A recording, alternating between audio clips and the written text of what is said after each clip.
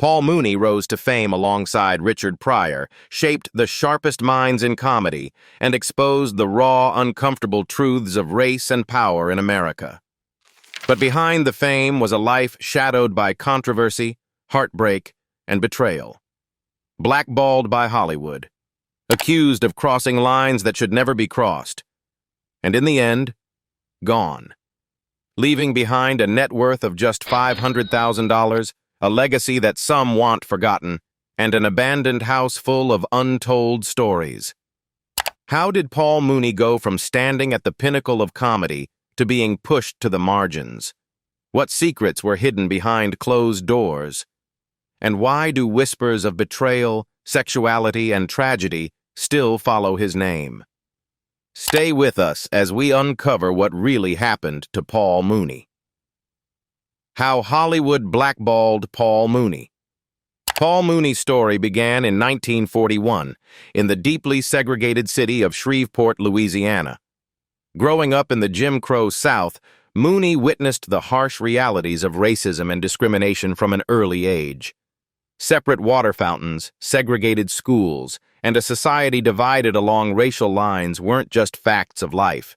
They were daily reminders of the obstacles he would have to overcome. Amid these challenges, Mooney's sharp mind and quick wit began to take shape. His upbringing, though marked by inequality, was also filled with lessons in resilience. His parents taught him the importance of self-respect and perseverance. They encouraged him to value education and to believe in his dreams, no matter how unreachable they might have seemed in a world that tried to keep him down. Even as a boy, Mooney learned to find humor in difficult circumstances. His keen eye for the absurdities of the world around him became a tool for survival, and eventually, his greatest gift. By his teenage years, his natural talent for entertaining was clear. He could make friends and family laugh with his sharp observations and fearless honesty. Paul Mooney's path forever changed when he crossed paths with Richard Pryor, a rising star who, like Mooney, would go on to redefine comedy. The two formed a powerful creative bond, one that would leave a lasting imprint on the world of humor. Pryor immediately recognized Mooney's raw, unfiltered talent and saw in him a voice that could challenge the status quo. Without hesitation, he invited Mooney to join his writing team. For Mooney, it was a chance he couldn't refuse. He threw himself into the world of comedy writing, sharpening his skills and crafting material that wasn't just funny, but bold. Material that dared to confront the harsh realities of racism and injustice head-on. Together, Mooney and Pryor began to reshape comedy, tackling subjects that others wouldn't touch. Their work pushed boundaries, shattered taboos, and held a mirror up to a society that often tried to look away from its own ugliness. These early years marked just the start of Mooney's remarkable journey. His sharp eye, fearless voice, and refusal to soften the truth would set him on a path to become not just a comedian, but a trailblazer in both stand-up and social commentary. By the 1970s, Mooney's career was gaining steam. He became a familiar face on shows like Soul Train and The Richard Pryor Show, using his platform to speak truths that many found uncomfortable. But Mooney didn't aim to please. He aimed to provoke thought. His unapologetic humor, especially on issues of race, sparked controversy.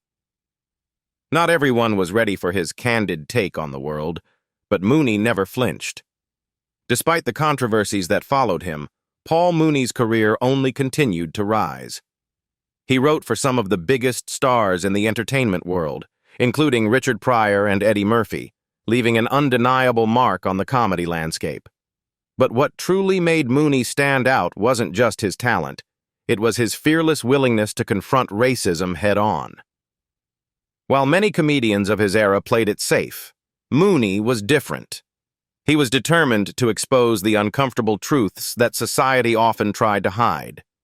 Using his sharp wit and unapologetic voice, he tackled the toughest subjects, especially racial segregation and injustice. His comedy wasn't just about getting a laugh. It was about holding up a mirror to society and forcing people to face their own prejudices. Mooney's raw, unfiltered approach often sparked backlash. At a time when political correctness wasn't the norm, he pushed the limits of what audiences thought was acceptable. But the very controversies his work stirred proved just how much of an impact he was making. Mooney wasn't satisfied with making people laugh. He wanted to make them think, to challenge the comfortable lies people told themselves about the world they lived in. Mooney's raw, unfiltered humor often sparked backlash, but that only proved his impact. He wasn't interested in comfort. He wanted to challenge the lies people told themselves about race and injustice. Beyond stand-up, Mooney's writing shaped some of the most provocative sketches of his time. His work with Pryor broke new ground and inspired comedians like Dave Chappelle to use comedy as a tool for truth. Mooney didn't just aim for laughs. He used humor as a weapon against racism in both Hollywood and society. He called out stereotypes, questioned casting biases, and exposed the barriers black artists faced. His boldness came at a cost. Many tried to silence him, but he stayed true to his mission. Figures like Chappelle saw Mooney as ahead of his time. Mooney's own struggles reflected the broader fight for fairness and representation that continues today. His legacy reminds us that diversity and inclusion aren't trends. They're essential goals. When Mooney passed, Chappelle honored him not just as a mentor, but as a guiding light who showed him how to be fearless. Through Chappelle and others, Mooney's voice and vision live on, continuing to challenge, inspire, and provoke change. Paul Mooney. Fast facts you need to know. Paul Mooney, the legendary writer and comedian, has been a powerful voice in comedy for decades. But his name made unexpected headlines again when Rashan Khan, Richard Pryor's former bodyguard and self-proclaimed spiritual advisor, shared a shocking claim during a YouTube interview with Comedy Hype. Khan alleged that Mooney had a sexual relationship with Richard Pryor Jr., a claim that, according to Khan, enraged Pryor so much he offered a $1 million bounty on Mooney's life. While these sensational claims fueled wild speculation, longtime fans were stunned by the suggestion that Mooney might be gay. Mooney has long faced such rumors, but he has always kept his focus on his work and family.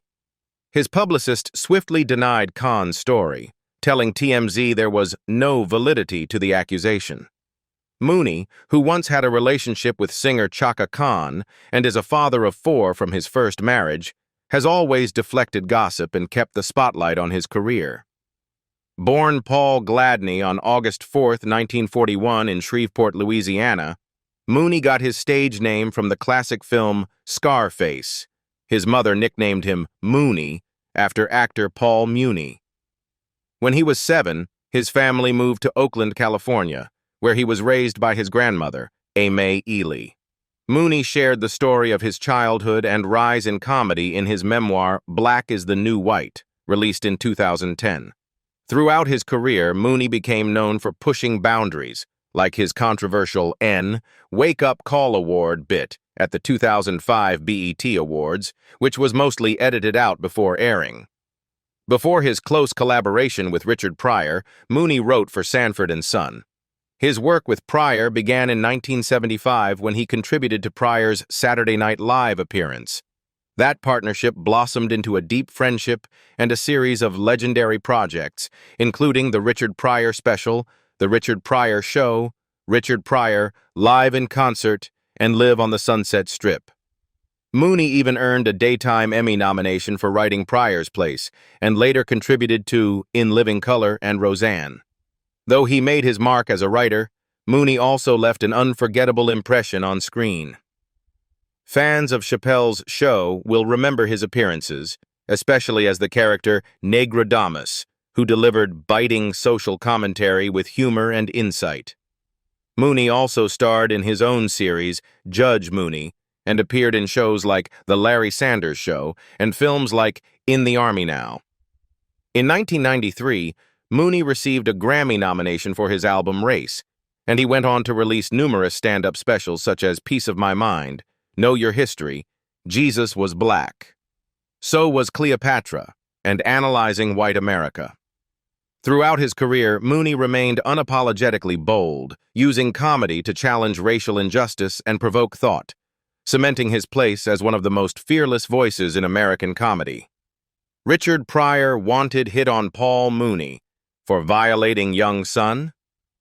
Richard Pryor's former bodyguard, Rashawn Khan, made headlines when he gave a shocking interview claiming that the once close friendship between Pryor and Paul Mooney fell apart over a deeply personal betrayal.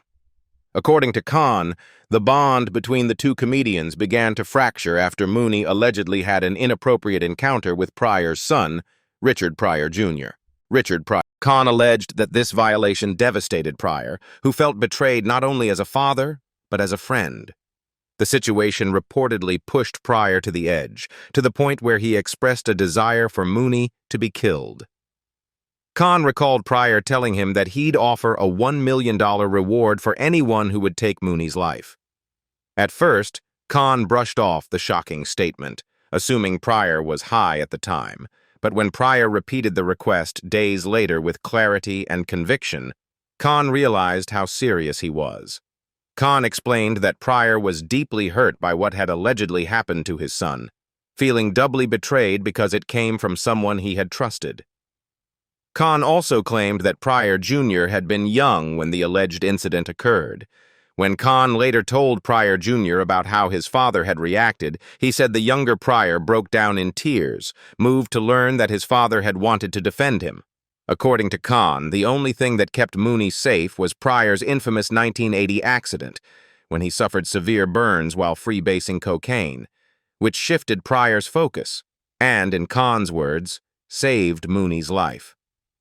Khan's story paints a dramatic picture of friendship, betrayal, and heartbreak, while sparking heated debate about what truly happened between these two giants of comedy. For his part, Paul Mooney, who has faced speculation about his sexuality for years, has always stayed focused on his career and family, and through his publicist, has firmly denied these allegations. Paul Mooney passed away at 79, leaving behind an enduring legacy. On May 19, 2021, Paul Mooney passed away at the age of 79 after suffering a heart attack at his home in Oakland, California. His death marked the end of a remarkable life and career that left an undeniable mark on comedy, both on stage and on screen. Even today, Mooney is remembered and celebrated for his fearless humor, sharp wit, and contributions to the world of entertainment. Beyond the public figure known for pushing boundaries and speaking truth to power, there was Paul Mooney the man, husband, father, and friend. While Mooney's personal life was often kept private, some details are known. In 1973, he married actress Yvonne Mooney, who appeared in films like Which Way Is Up, 1977, and worked as a model during the 1970s. Though their relationship didn't last, and the couple eventually divorced, they shared a significant chapter of life together. Later, Paul remarried a woman named Shelley, though little is publicly known about that marriage.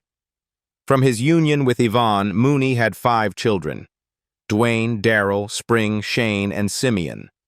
Despite their parents' separation, the Mooney children remained close to their father over the years.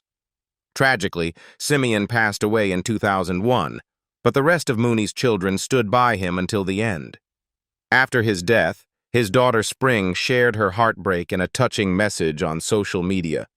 "Give me a moment. My best friend just died and my world is forever shook. I really can't put into words right now my feelings. Know that I love this man and I am broken." Mooney's personal life was deeply intertwined with his friendships and professional collaborations, most notably his powerful connection with Richard Pryor. As one of Pryor's closest collaborators, Mooney helped craft many of the iconic routines that defined Pryor's groundbreaking comedy albums like Is It Something I Said and Live on the Sunset Strip. He also served as head writer for The Richard Pryor Show and later contributed to In Living Color, leaving a lasting legacy in the comedy world. Mooney's influence extended across generations, inspiring legends like Eddie Murphy and modern icons like Dave Chappelle. Following Mooney's passing, Chappelle paid tribute to him, telling TMZ, "He did everything from the Richard Pryor show to Chappelle's show. He's one of the first black people ever in the Writers Guild. Paul Mooney will be sorely missed and wildly remembered. I'll see to that." Indeed, Paul Mooney's legacy continues to shine through those he inspired and the courageous comedy he left behind. Meet legend Paul Mooney's 3 look-alike sons and daughter, including twins who follow in his footsteps. Paul Mooney's legacy lives on through his children. He is survived by 4, twin sons, Dwayne and Daryl, daughter Spring, and another son, Shane. All 4 are from his first marriage to Yvonne Mooney, an actress and model. Paul and Yvonne also had another son, Simeon, who sadly passed away in 2001. After their divorce, Paul later married a woman named Shelley, though little is known about her. Over the years, Paul was also linked to other women, including Stacey J. and, before his death, the legendary singer Chaka Khan. Dwayne and Daryl inherited their father's knack for making people laugh. Both twins are professional comedians who have carved out their own path in stand-up, though they never reached the same level of fame as their father. Dwayne also works as a life coach, helping guide people in automated financial investments online, while Daryl tends to keep a lower profile, often sharing glimpses of his personal life on social media. Paul was one of his son's biggest supporters. On Father's Day in 2019, he proudly shared a video of Dwayne and Daryl performing on stage, tweeting, "Pop's Day, here's my best, comedians, twins Dwayne and Daryl Mooney, funny and money bones." The bond between father and sons was clear, and they deeply loved him. They also worked hard to protect his legacy. In 2019, when rumors surfaced that Paul had molested Richard Pryor's son in the past, a claim made by Pryor's former bodyguard, Rashan Khan, the twins spoke out to defend their father. They explained that Richard Pryor Jr. never publicly named Paul as his abuser. While Pryor Jr. acknowledged being molested at 13 by a man, he never identified who it was. Dwayne and Daryl also addressed the speculation about their father's sexuality, insisting that he was not gay, pointing to his relationships and his children as evidence. Still, they urged the public not to let rumors overshadow Paul's contributions to comedy and culture. Paul shared a close bond with all his children. On the same day he celebrated Dwayne and Daryl's comedy careers, he also paid tribute to Spring and Shane with a heartfelt tweet. "My other 2 hearts, industry specialists, Shane and Spring. My best friends are my children. All of them. That DNA." Spring has found success as a business owner and brand ambassador while balancing life as a mom of 3. Shane keeps a lower profile, sharing occasional updates with his small circle of followers. No matter what path they chose, Paul's children were his pride and a lasting part of his legacy. What was Paul Mooney's net worth at the time of his death? At the time of his passing in 2021, Paul Mooney had an estimated net worth of $500,000, a modest sum considering his decades-long influence on the world of comedy, television, and film. While Mooney's fortune may not have reached the heights of many of his peers, it reflected a career driven more by passion, principle, and purpose than by the pursuit of wealth. Mooney first made his mark as a comedy writer, earning recognition when he began working with Richard Pryor. Their collaboration produced some of Pryor's most iconic material, including the 1982 film Live on the Sunset Strip and the semi-autobiographical JoJo Dancer, Your Life is Calling in 1986. Mooney's sharp wit and fearless social commentary made him a sought-after writer in Hollywood, though he often worked behind the scenes rather than chasing the spotlight.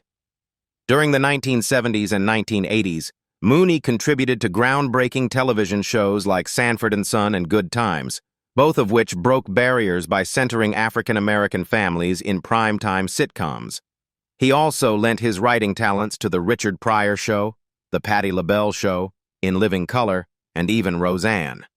While precise salary figures from those years are hard to come by, writers on hit sitcoms and variety shows during that era could earn respectable incomes. However, Mooney's earnings never reflected the astronomical wealth often associated with Hollywood stardom, in part because he frequently chose projects that aligned with his values rather than chasing lucrative deals. Mooney also took on acting roles, most notably portraying Sam Cooke in the Buddy Holly Story, 1978, a film that went on to win an Oscar. His appearances on Chappelle's Show as characters like Negrodamus introduced his razor-sharp humor to a new generation, but Mooney's focus was always on using comedy as a tool for truth-telling rather than personal enrichment. In interviews, Mooney was candid about his relationship with money. Speaking to NPR in 2009, he described the lean years before success, recalling how he lived in a tiny Hollywood apartment that became a refuge for struggling artists. His philosophy remained consistent even after he found fame. Mooney once remarked, "People think you're crazy if you turn money down. People worship money. But money's an illusion. Because you never see a Brinks truck following a hearse." Throughout his life, Paul Mooney chose to prioritize integrity, creativity, and social commentary over financial gain. His legacy lives on in the comedians he inspired, the boundaries he broke, and the truths he dared to tell, proof that true wealth can't always be measured in dollars. Inside Paul Mooney's homes. Paul Mooney, the fearless comedian, writer, and social critic, left a lasting legacy in the world of entertainment, but few people know much about the places he called home. While Mooney wasn't known for flaunting wealth or living in lavish mansions like some of his Hollywood peers, the homes he lived in reflected his down-to-earth nature, personal values, and focus on his work rather than material trappings. Before Mooney rose to fame, he experienced the typical struggles of a young artist trying to break into the industry. In interviews, he spoke candidly about living in a small, inexpensive apartment on Sunset Boulevard in Hollywood during the 1960s and 1970s. The apartment, though humble, became a kind of safe haven for other struggling artists and friends. Mooney once described how he shared the space with musicians like Gladys Knight and the Pips, who would crash on the floor, in the bathtub, or wherever they could find a spot. The apartment itself was far from glamorous, just a simple unit in a building that has long since been renovated or possibly even torn down in the wake of Hollywood's ongoing gentrification. What stood out wasn't the apartment's design or luxury, but the warmth and camaraderie that filled its small rooms. In his later years, Mooney chose to step away from the Hollywood limelight and settled in Oakland, California, a place that offered him comfort, familiarity, and peace. He lived in a modest, single-family home in a quiet neighborhood that reflected his no-frills lifestyle. Mooney's Oakland residence wasn't a sprawling mansion behind massive gates. It was the home of a man who valued privacy and simplicity. The house, described by neighbors as unassuming, featured classic mid-century California architecture with clean lines, a simple lawn, and a cozy interior. It was said to be filled with mementos from Mooney's long career, photos, books, and memorabilia that spoke to his deep connection to Black culture and the history he helped shape through comedy. After Mooney's death in 2021 at the age of 79, the home remained in the care of his family. Unlike celebrity homes that are often put on the market and snatched up by eager fans or investors, Mooney's house quietly remained as it was, a place where memories linger and where his children and grandchildren could still feel his presence. The home stands today much as it did when Mooney was alive, a lasting testament to his desire for a grounded, authentic life away from Hollywood's glare. Paul Mooney's quiet acts of giving, a look at his charity work. Paul Mooney, known for his sharp wit and fearless social commentary, wasn't the type to broadcast his good deeds. While much of his legacy focuses on his contributions to comedy and civil rights through his words, Mooney also gave back to the community in ways that often flew under the radar. One of the causes closest to Mooney's heart was education and community upliftment, particularly within Black communities. Throughout his career, Mooney donated both his time and money to organizations that aim to empower young people of color. Among the groups he supported was the United Negro College Fund, UNCF, an organization dedicated to helping minority students access higher education. Mooney contributed to UNCF fundraising efforts during comedy benefits and private donations. While exact figures were never publicly disclosed, true to Mooney's modest nature, sources close to him suggest he quietly donated tens of thousands of dollars over the years to support scholarships for underprivileged youth. In addition to educational causes, Mooney lent his name and support to Artists for a New South Africa, ANSA, an organization founded by fellow entertainers to promote civil rights, democracy, and HIV/AIDS awareness in South Africa and the U.S. Mooney participated in fundraising events and benefit performances, helping to raise money and awareness for the group's work during the height of the AIDS epidemic and the fight against apartheid. Mooney was also known to support smaller grassroots organizations in Oakland and Los Angeles that focused on youth mentorship, community arts programs, and social justice initiatives. Instead of public campaigns, he often chose to give directly, covering costs for community events, funding supplies for after-school programs, or paying for students to attend cultural workshops. Though Paul Mooney wasn't driven by wealth, he understood its power when used for good. His charitable acts, while not always publicized, were consistent with his lifelong mission to challenge injustice and uplift the Black community. What part of Paul Mooney's legacy do you admire most? His groundbreaking comedy, his charity, or his courage to speak out? Share your thoughts in the comments below. And if you enjoyed this deep dive, don't forget to like this video and subscribe for more content like this in the future. Thanks for joining us. See you in the next video. Bye-bye.